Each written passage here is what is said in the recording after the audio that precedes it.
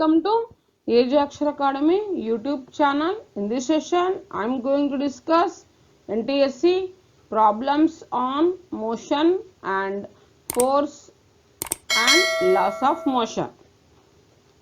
Part 1. If you like this video, please subscribe to our channel. Please share your valuable comments in the comment section. Okay, let us go to the today's session. First one. What determines the nature of the path followed by the particle? Here, in this question, they are asking that nature of the path followed by the particle determines speed, velocity, acceleration, both 1 and 2. Here, the nature of the path is decided by the direction of velocity. So, and the direction of acceleration. So it depends upon both velocity and acceleration. So the trajectory can be a straight line, circle or a parabola depending on these factors. So that's why nature of the path determines both 2 and 3, nothing but velocity and acceleration. Okay. So the nature of the path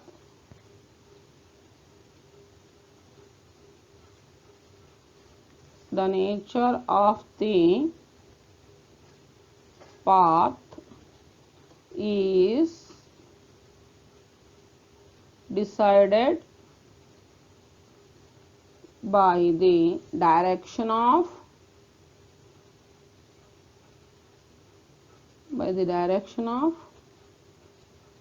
velocity and the direction of acceleration and the direction of acceleration.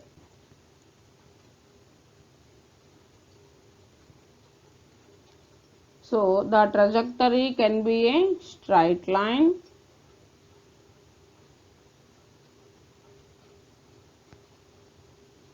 the trajectory can be a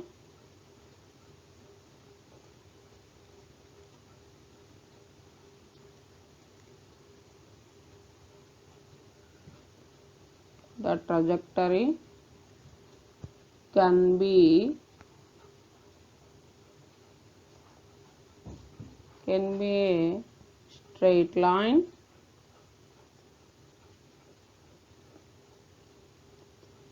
circle or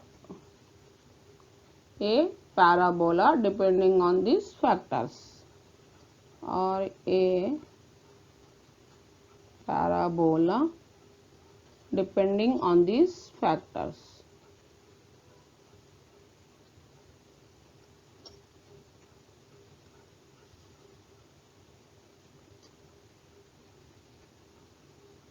Okay. So nature of the path followed by the particle determines the velocity and acceleration. So which option is correct? Fourth option is correct. Next one. The area under acceleration time graph gives distance travelled, change in acceleration, force, change in velocity. Here, if you draw the graph between acceleration and time, here from the AT graph, A nothing but acceleration and T nothing but time. So, from the AT graph, we can calculate the area. So, area under AT graph gives change in velocity. So, which option is correct? Fourth option is correct. So, the area under AT graph gives change in velocity. Okay. Next. If the displacement time graph for the motion of a car is parallel to the time axis, then the velocity of the car is constant but not zero, infinite, linearly increasing. So in this, if you draw the graph between displacement and time, the behavior of the graph is parallel to time axis, then the body is stationary. So the displacement time graph for the motion of a car is parallel to the time axis, then the body is stationary. Nothing but the body is not changing its position with respect to time. So velocity of the car is 0. The body is not changing with respect to time, its position. So that's why the body is stationary. So hence the velocity of the car is 0. Okay. Next, if a car is traveling north on a straight road and its brakes are applied, it will have no acceleration, acceleration to the north, accelerates either east or west, accelerate to the south. Here in this four options, which one is correct? It will accelerate to the south. So second option is correct. Okay, next. An object moves with a uniform velocity when the forces acting on the object are balanced. There is no net external force on it, both 1 and 2, either 1 or 2. So here the object is moving with a uniform velocity. When it moves with a uniform velocity, the forces acting on the object are balanced. There is no external force on it. So that's why here in this both of 1 and 2 is the correct option. Okay. So here third option is correct. Come to sixth one. The displacement time graph of a moving particle is shown below. Here this is the graph between displacement and time. Here we have to calculate the instantaneous velocity of the particle is negative at the point. So in which point it is negative? Here in this graph, instantaneous velocity is, here the behavior of the graph is a curve. So as at C, the slope of curve is negative. From here to here it is C, here displacement and time, it is a straight line and it is behavior is curve, and then it is decreasing, nothing but here it is negative. So at point C, the slope of curve is negative. So instantaneous velocity of the particle is negative at the point C. Okay, at C point it is decreasing. So decreasing, nothing but it is negative. So that's why instantaneous velocity of the particle is negative at point C. Okay, third option is correct. Next.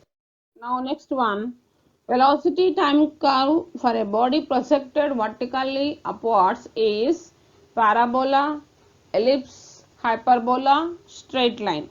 Here in this velocity time curve will be a straight line as shown at the highest point v is equals to 0. So that's why velocity time graph curve when a body projected vertically upwards is a straight line. So that's why here in the straight line velocity time curve will be a straight line. Okay. So which option is correct? Fourth option is correct. Now come to the eighth one. A body thrown upwards and reaches its maximum height. At that position, its acceleration is minimum, its velocity is 0 and its acceleration is also 0. Its velocity is 0 but its acceleration is maximum. Its velocity is 0 and its acceleration is the acceleration due to gravity. Here a body is thrown upwards and reaches its maximum height. So at that position its velocity is 0 and its acceleration is the acceleration due to gravity. Fourth option is correct. Okay. Next. Now ninth one. Free fall of an object in a case of motion with uniform velocity, uniform acceleration, variable acceleration, constant momentum. Here in this free fall of an object in the case of motion with uniform acceleration. So second option is correct. Okay. Next. A body is thrown vertically upwards if air resistance is to be taken into account. then the time during which the body rises is equal to the time of fall, less than the time of fall, greater than the time of fall, fourth one twice the time of fall. Now let us discuss this solution. Here first one, let the initial velocity of ball be u. Now here consider or let the initial velocity will the ball be u. So u be the initial velocity. Let the initial velocity of the ball be u. Time of rise. Let the initial velocity. Let the initial velocity of ball be u. Now time of rise. Here we have to calculate time during which the body rises. So time of rise T1 is equals to, that is u by g plus a, and height reached, that is equals to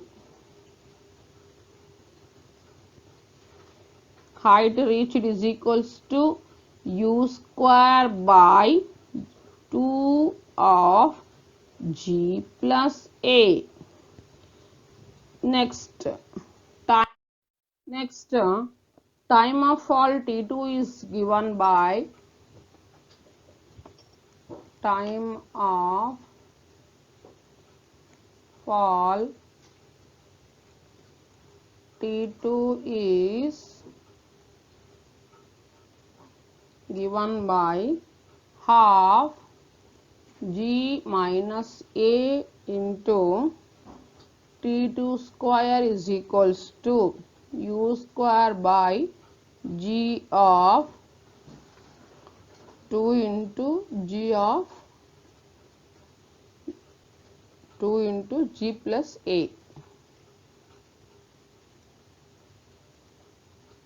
2 into g plus a. So this can be written as T2 is equals to u by root of, taking cross multiplication, so here T2 is equals to root of g plus a into g minus a. So that is equals to u by g plus a of root of g plus a by g minus a. Okay, so therefore T2 is greater than T1. T1 nothing but u by g plus a. T2 nothing but u by g plus a of root of g plus a by g minus a. Because 1 by g plus a is less than 1 by g minus a. So the time during which the body rises is less than the time of fall. Okay. So here less than the time of fall is the correct option. So the time during which the body rises is less than the time of fall. Okay. Next. A ball thrown vertically upwards after reaching a maximum height h returns to the starting point after a time of 10 seconds. Its displacement is h, 2h, 10h, 0. Here the ball thrown vertically upwards after reaching the maximum height, it returns to the same point, that is starting point and ending point is same. So displacement is 0 because as the ball returns to starting point, the displacement is 0. Here displacement nothing but shortest distance between initial point and final point. So here ball is thrown vertically upwards. After 10 seconds it reaches the same point. It returns to the same point. So here final point and starting point is same. So that's why displacement is 0. When the initial and final point are same, then displacement is 0. Okay. So fourth option is correct. Next. Friction forces act in the direction of force applied, in the direction of the motion, in the direction opposite to the direction of motion, none of these. Here frictional forces acts in the direction opposite to the direction of motion. Friction opposes the motion, so that's why friction force acts in the direction opposite to the direction of motion. Okay. Next, the acceleration of the car that speeds up from 12 meters per second to 30 meters per second in 15 seconds. Here we have to calculate the acceleration. Now let us go to the solution. Here the given u is equals to 12 meters per second and v is equals to the given as 30 meters per second and t is equals to 15 seconds. So acceleration a is equals to v minus u by t. Substituting values 30 minus 12 by 15. So here 30 minus 12, 18. 18 by 15. So acceleration a is equals to, here 15 ones are 15 twos are, so 1.2 meters per second square. This is the acceleration of the car. So second option is correct. Okay. Next one, a body moving along a straight line at 20 meters per second undergoes an acceleration of minus 4 meter per second square.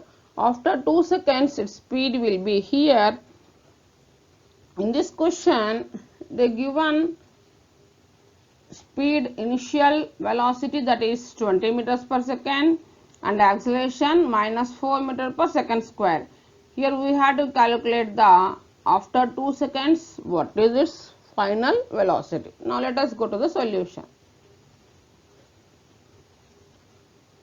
Given u is equals to 20 meters per second and a they given as minus 4 meters per second square and t they given as 2 seconds. Here we have to calculate the final velocity. From the first equation of motion, v is equals to u plus at. Now substituting, v is equals to u nothing but 20 and a they given as minus 4 and t 2 seconds. So 20 minus 4 to the 8. 20 minus 8 to 12. So v is equals to 12 meters per second. Okay. So the answer is 12 meters per second. Okay. Next question. Next one.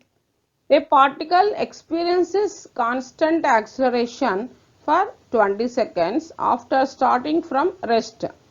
If it travels a distance s1 in the first second 10 seconds and s2 in the next 10 seconds, then here in this question they given as particle is moving with a constant acceleration for 20 seconds after starting from rest. Starting from rest nothing but its initial velocity is 0.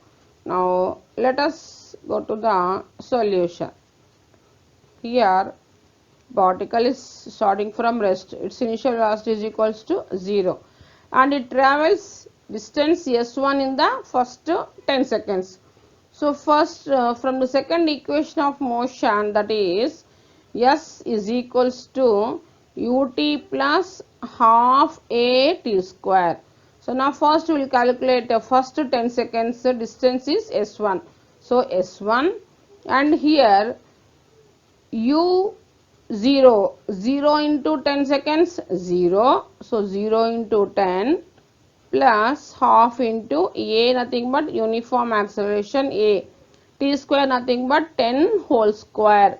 So that is equals to 0 plus half into a into 10 square nothing but 10 into 10. So 2 ones, 2 fives. 10 into 5, 10 fives are 50. So S1 is equals to, we are getting 50A. Now next, and the distance S2 in next 10 seconds. Then, so first, next we will calculate S2. Okay.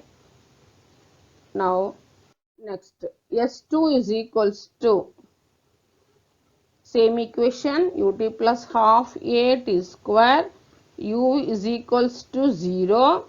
So 0 into here 20, next 10 seconds, half into a, nothing but uniform acceleration, and next 20 whole square.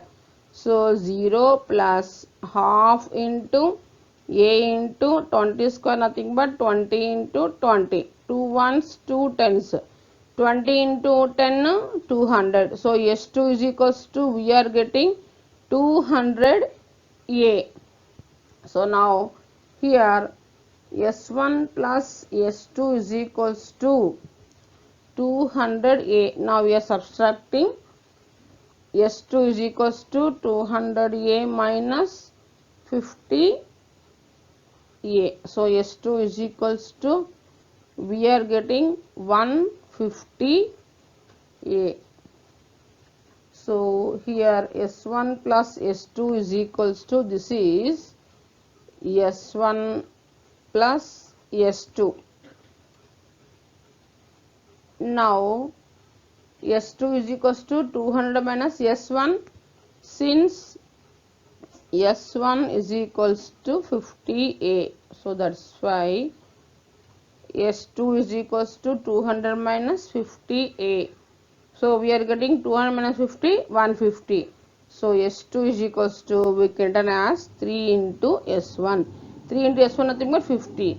3 into 50, 150. So S2 is equals to 3S1. Okay. This is correct option. Next one, VT graph of two vehicles A and B starting at the same time from rest is given as under. Which of the following statements can be deduced from the graph as correct? Here velocity of B is higher than that of A, acceleration of A is higher than that of B, acceleration of B is higher than that of A, acceleration of A is increasing at a slower rate than that of B. Observe the graph. This is the graph between two vehicles A and B starting at the same time, that is from the origin.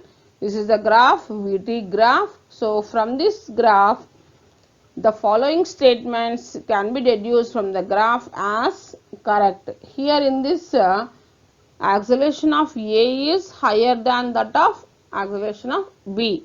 Second option is correct. Okay. Next, a piece of paper and a cricket ball are dropped simultaneously from the same height. They will strike the ground simultaneously if they have the same volume, have the same mass, have the same density, or in vacuum.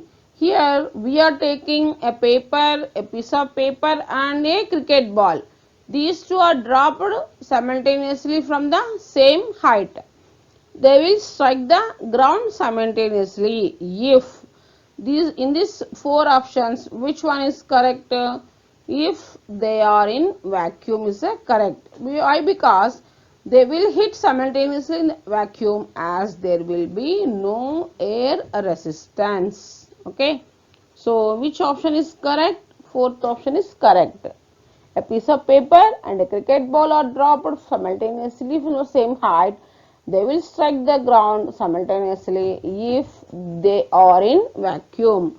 Nothing but they will hit simultaneously in the vacuum as there will be no air resistance. Okay. Next. In which of the following cases the object does not possess an acceleration or retardation when it moves in upward direction with decreasing speed, downward direction with increasing speed, with constant speed along circular path, with constant speed along horizontal direction? Here in these four cases, object does not possess an acceleration or retardation when it moves in with constant speed along the horizontal direction. So, fourth option is correct. Okay. Next, by applying a force of 1 Newton, one can hold a body of mass 1 or 2 grams, 1 or 2 kilograms, 1 or 2 milligrams, none of this. Here they given that force is 1 Newton. We have to calculate the mass of the body. Let us go to the solution.